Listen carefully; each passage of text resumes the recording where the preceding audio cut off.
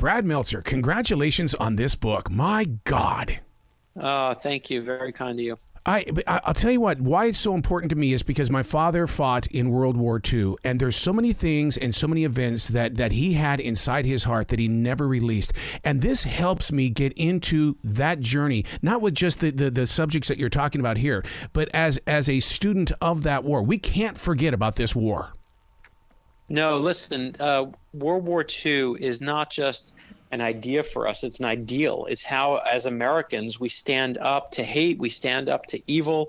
And this is one of those lost stories of World War II. I didn't know about it until we started working on it, about a secret plot to kill FDR, Churchill, and Stalin at the height of the war. It's an incredible story. And it takes place in Iran. That's the thing about it is that, I'm sorry, yeah, Iran. And the thing is that it knocked me off balance because I didn't know that it even took place. Yeah, no, so this is just to set the stage. It's 1943. It's the moment in the war where the big three, Churchill and Stalin and Roosevelt, need to get together and see each other face to face to talk about whether they're going to do Normandy or not, what the invasion is going to be like. Can they get on that same page? Millions of lives are at stake. And this meeting in Tehran, Iran, is vital to happen. And to paint the full picture, FDR comes to town, his motorcade, everyone's looking at it, waving at him.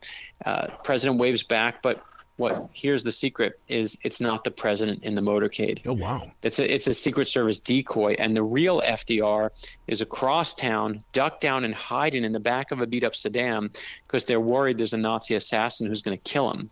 And I just ruined chapter 1 of the Nazi conspiracy, but that's literally chapter 1 of the book. As a writer, did you see it playing out inside your imagination as you were putting it inside that computer? Because, I mean, it does play out like one of these like a great binge watch on Hulu. Listen, I wish I could make this up. This is all a true story. It all really happened. And so as we were doing the research, of course, I see it in my head that same way because you can't not. It almost wrote itself. And it had these people from real life. There's a Nazi named Otto Skorzeny in the book. And I'd never heard of him, but he's one of the top fighters in special operations. And Adolf Hitler asked him to come to the Wolf Slayer. Adolf Hitler's obviously his secret headquarters. And when he gets there, Hitler has brought all of his special operations people there, puts them shoulder to shoulder and tests them with one question. He says to them, "What do you think of Italy?" And in that moment, they all say, "Oh, we love Italy. We fight along. They're our ally here." And one voice, Otto Skorzeny, shouts out and says, "I am from Austria, my Führer." And he knows that Hitler's from Austria. Oh. And in that moment, he knows that anyone who's really from Austria resents Italy because Italy took a key part of Austria in World War I, never returned it. And Adolf Hitler turns to this Nazi, Otto Skorzeny, is like, "You're my guy," and sends him on a secret mission that when you see the secret mission in the Nazi conspiracy, Josh mentioned I'm my co-writer, we actually asked that a real photograph be put in the book of this moment because we're like, no one will believe it unless they actually see it. Mm. Do you find what you researched sort of playing out in the days that we're facing right now? Because it seems like there's a lot of movement going on and there's a lot of people that need to be put into place, but they don't know where to find them yet if they haven't already have. Well, that's the truth. When we see Kanye West shooting his mouth off about the Jewish people, when you see Charlottesville happening here, you feel like, oh, how could this happen in America?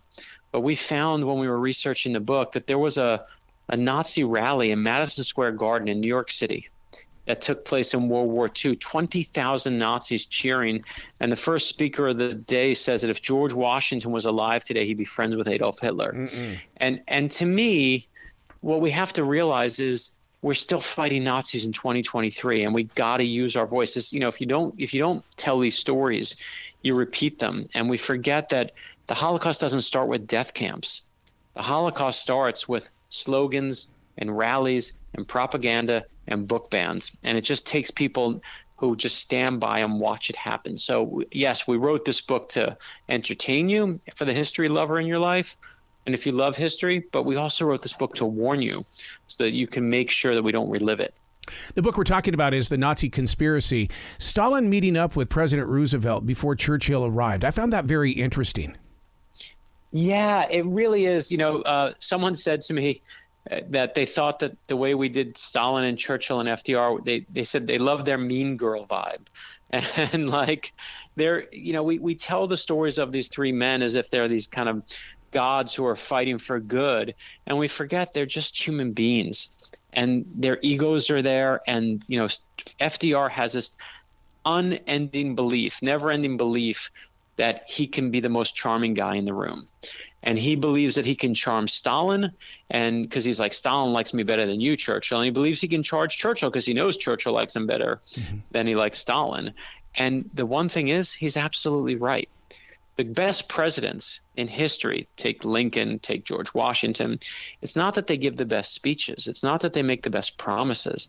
It's that when a disaster strikes, they're the ones who can adapt and deal with that problem. And that's what FDR does in that moment. Well, that's another area that a lot of people I wish would dig into as well, to find out who this guy really was. It's more than just black and white photographs, more than just what we see on the front page of a newspaper. This guy has got a purpose and a reason why he became who he is. Oh, yeah. FDR is so fascinating. One of the moments you just forget the strength of the man.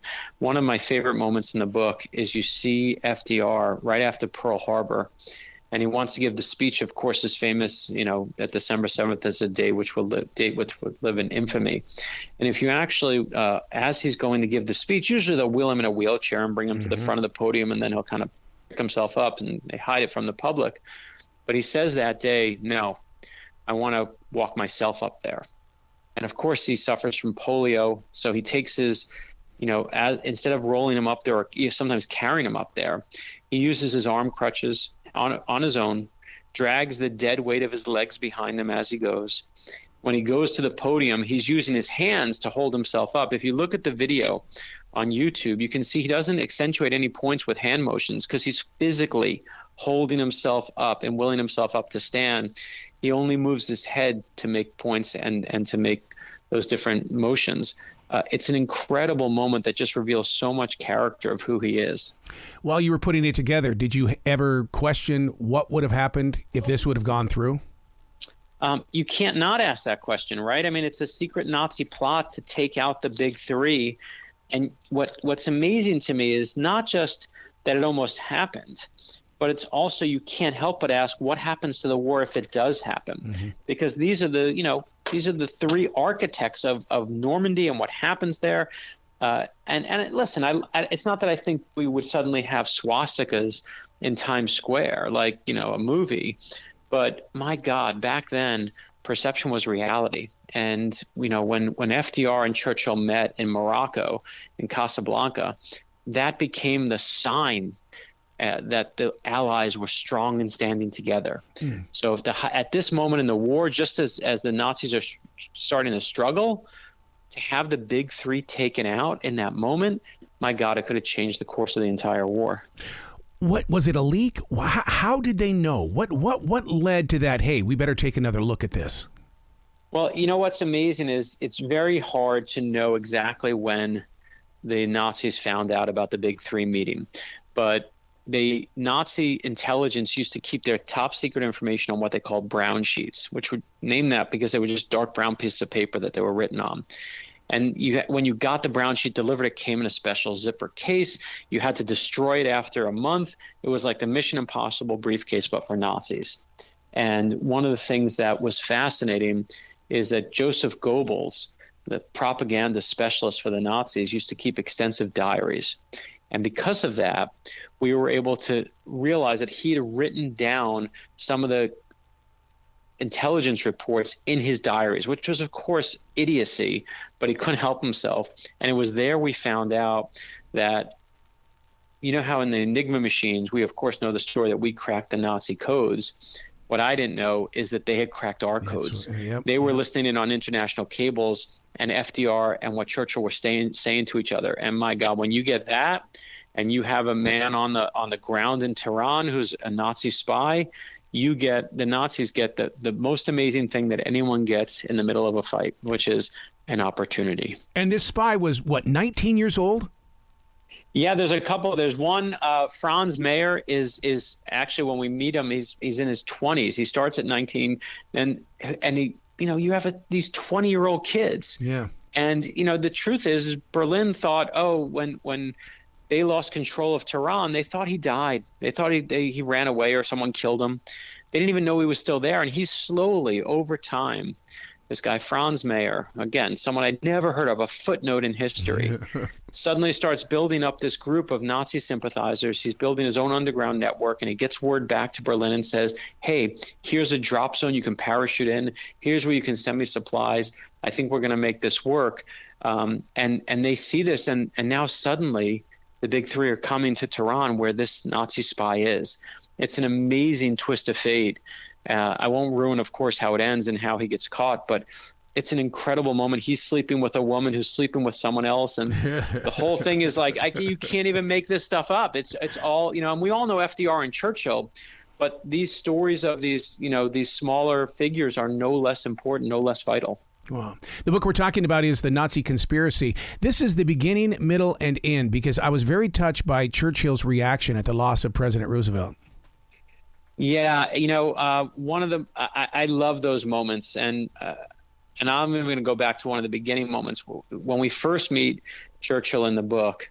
It's right after Pearl Harbor, and it's right after Adolf Hitler declares war on America, and Churchill remembers this great quote about America, that it's like a gigantic boiler. America, the United States, is like a gigantic boiler, and once you light a fire there, there's no limit to the amount of power it will produce.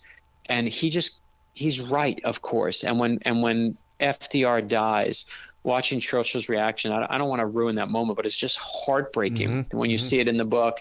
And you don't see them as these giant figures, but you see them as they are, which is human beings just trying to do well by each other and by this country. I got to tell you, I got to give you kudos in the way that you put the words together, is that you don't overdo the words and overpaint the picture. You give us that opportunity to sit there and think about what you're sharing, but at the same time, you make it, like compelling enough for us to just continue. No, I got to read one more page. No, I got to read one more page.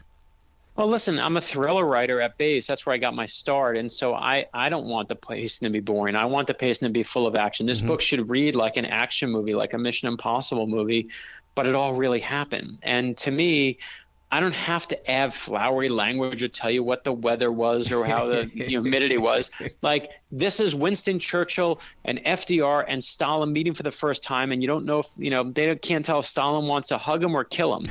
It's a tense moment, and all of history is about to change. And I think what people have loved about the book, and our best reviews have said, is that instead of dealing with the kind of sweeping things we've seen already, you see the humanity behind it. You see the Nazis who are trying to kill them. You see these people that are all struggling to kind of do right by their various countries. And also in this, let's treat this like a novel and or a movie, making a cameo appearance and or just a role in this. Operation Overlord brought in Dwight D. Eisenhower.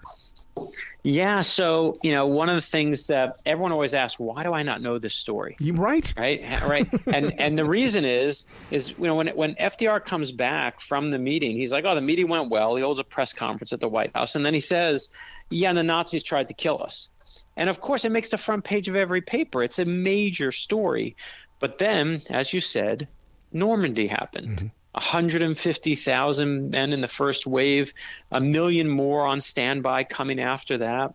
Eisenhower, of course, and this incredible moment of Normandy takes over, and this story in the Nazi conspiracy becomes a footnote to history until, of course, people like myself and my co-writer Josh Mensch realize this is just an incredible story as well. Wow. Brad, where can people go to find out more about you and this story and give you lots of love? Because you've got books out there that people need to put on, inside their Kindle and or on their shelf.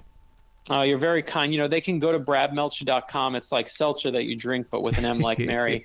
But you can find me on Facebook, on Twitter, on Instagram, and everywhere else. And you can buy the book on Amazon or your local bookstore. You can download it. It's on ebook or on audio or on hardcover. And if you have someone who loves history in their life, this is obviously a great present, but I think what people are going to like is just reading it themselves. Absolutely. Are you a historian or are you an archaeologist? What do you feel like? Oh man, it's funny when you first said historian, I said that, but when you say archaeologist, then I become Indiana Jones. So how do I not say that? It belongs in a museum. Please come back to the show anytime in the future. The door is always going to be open for you, Brad. I appreciate it, my brother. Thanks for the support with the Nazi conspiracy. It means more than I can express, and I express for a living too. Be brilliant today, okay? Thank you, sir.